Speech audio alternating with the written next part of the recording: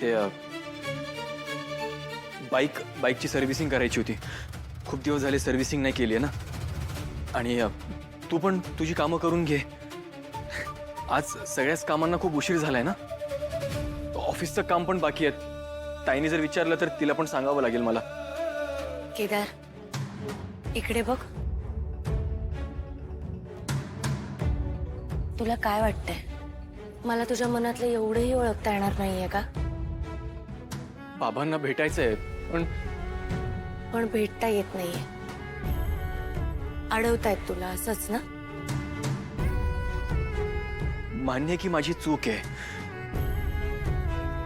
पण अजून मी बाबांपासून लांब नाही राहू शकत. आधीच एवढे वर्ष त्यांच्यापासून लांब राहिलोय.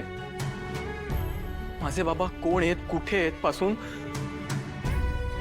आता माझे बाबा कसे आहेत. या प्रवासातनं आम्ही खूप जवळ आलो एकमेकांच्या. आणि आता हे अंतर ना. ये इकडे बस, ये. नाही, मी ठीक आहे.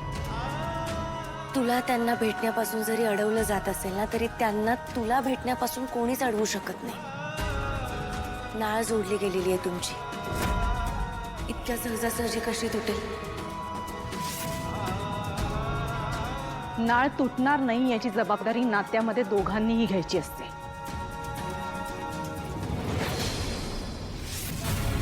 आणि तुम्हा दोघांकडे बघून मला खरंच असं वाटत नाहीये की तुम्ही जी चूक केली त्याचा पश्चाताप तुम्हाला होतोय. नाही ताई, तुम्हाला जर असं वाटत असेल की मी तुम्हाला दया काकांना भेटू देईन तर तसं होणार नाही.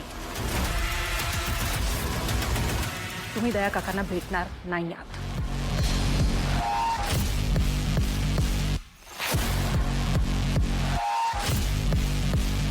आपण जे काही केलं ते मुद्दाम नाही केलंय केदार.